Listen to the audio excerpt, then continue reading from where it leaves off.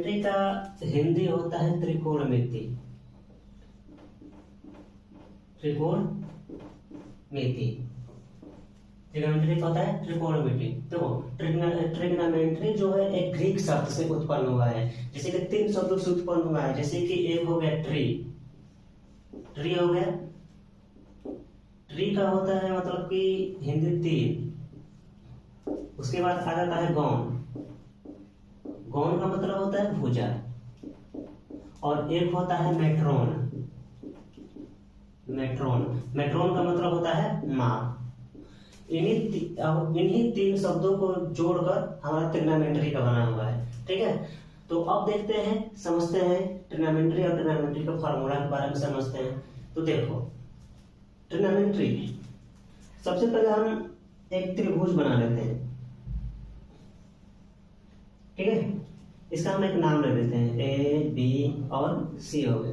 Trigonometry जो होता है वो त्रिभुज और भुजाओं के जो भुजाएं होती हैं उनके माप का अध्ययन किया जाता है। तो जैसे मैंने एक त्रिभुज ले लिया, अब त्रिभुज ले लिया तो देखो इसमें क्या होता है कि ये वाला भाग हमारा कर्ण हो जाता है, ये वाला भाग हमारा आधार है ये, और ये हमारा लंब हो जाता है। ये चूंकि ये जो त्रिभुज बना रहा है ये हमारा समकोण त्रिभुज बना रहा है, तो समकोण त्रिभुज बना रहा है तो यहाँ पे 90 डिग्री बनाता है। ठीक है, अब देखेंगे कि जैसे देखो एक होता है नोट, नोट लिखाते हो, नोट 1, नोट 1 में लिखना कि आधार और लंब, क्या बोला मैंने, आधार और लंब का जो मान होता है वो कर्ण से हमेशा छोटा होता है। ठीक है, नोट 1 हो गया। नोट 2, नोट 2 में ये होता है कि कोण का मान बदलने से, कोण का मान बदलने से ये जो लंब और आधार है इनका भी मान बदल जाता है। जैसे सपोज मानो अगर हमारा कोण सी दे रहा है, ज्ञात करने के लिए कोण सी दे रहा है तो हमारा आधार ये रहेगा और लंब ये रहेगा, लेकिन यही चेंज करके बोल देता है कि हमारा एंगल ए ज्ञात करना है। तो एंगल ए ज्ञात करना है तो उस समय हमारा क्या होता है, ये जो लंब है ये हमारा आधार बन जाता है और जो आधार है वो हमारा लंब बन जाता है। ठीक है, यहाँ तक समझ में आया। अब देखो क्या करेंगे कि त्रिकोणमिति का हम अनुपात को समझेंगे। तो त्रिकोणमिति का अनुपात के बारे में अब देखते हैं कि क्या होता है। ये हमारा लंब हो गया। देखो त्रिकोणमिति का अनुपात, इसको मैं मिटा देता हूं दूसरे साइड से। ऐसे हो गया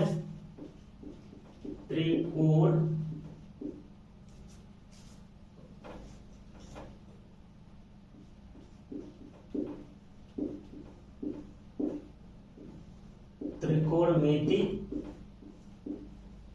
का अनुपात, त्रिकोणमिति का अनुपात, ये हमारा फिगर में अपना बना लिया जैसे पहले था हमारा। ठीक, वैसे मैंने इसको ड्रॉ कर लिया, इनका नाम रख दिया। ये हमारा क्या था, कर्ण था, ये हमारा आधार था और ये हमारा लंब था।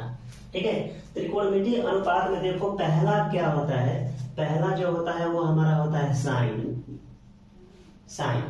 ठीक है, दूसरा होता है हमारा कॉस, तीसरा जो होता है वो होता है हमारा टैन। ठीक है, टैन। अब देखो पहले इन तीनों के बारे में समझेंगे, फिर 3 और होता है, फिर उसके बारे में समझ लेंगे। साइन, पहले क्या करेंगे हम लोग, एंगल सी लेते हैं। एंगल सी ले लिया तो मैंने यहां पे कर दिया साइन सी, कॉस सी, टैन सी। ठीक है, तो देखो साइन सी का फॉर्मूला होता है लंब बटा कर्ण। ठीक है, लंब बटा कर्ण।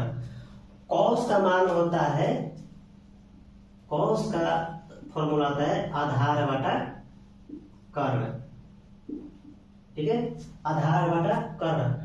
टैन सी का हमारा फॉर्मूला हो जाएगा, टैन सी का फॉर्मूला हो जाएगा हमारा लंब बटा आधार।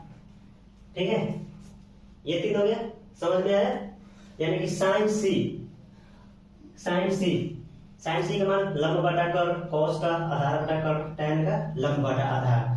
3 और होता है जिसका होता है साइन का होता है हमारा,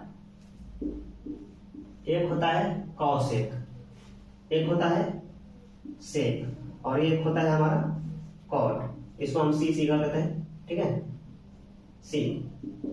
अब देखो ये जो 3 दे रखा है हमारा, साइन हो गया, कॉस हो गया, tan हो गया, जस्ट इसके ये तीनों अपोजिट होते हैं। यानी कि साइन का अपोजिट कॉसेक हो जाएगा, कॉस का अपोजिट सेक हो जाएगा और tan का अपोजिट कॉट हो जाएगा। तो इसका फॉर्मूला क्या दे रखा है, कर्ण लंब बटा कर्ण। तो इसका जब अपोजिट होगा तो ये बन जाएगा हमारा कर्ण बटा लंब। दूसरा क्या दे रखा है हमारा, कॉस, कॉस का अपोजिट हो जाएगा हमारा सेक, तो सेक का हमारा हो जाएगा कर्ण बटा आधार। तीसरा हमारा दे रखा है tan सी का मान क्या है हमारा, लंब बटा आधार, तो कॉट सी का मान हो जाएगा हमारा आधार बटा लंब। ठीक है, यानी कि यही 6 फॉर्मूला है, ये चौथा होगा, ये 5वां हो गया, ये 6ठा हो गया, जिसका हम यूज करेंगे सवालों बनाने में। बस ये तीनों याद रहेगा तो ये अपने आप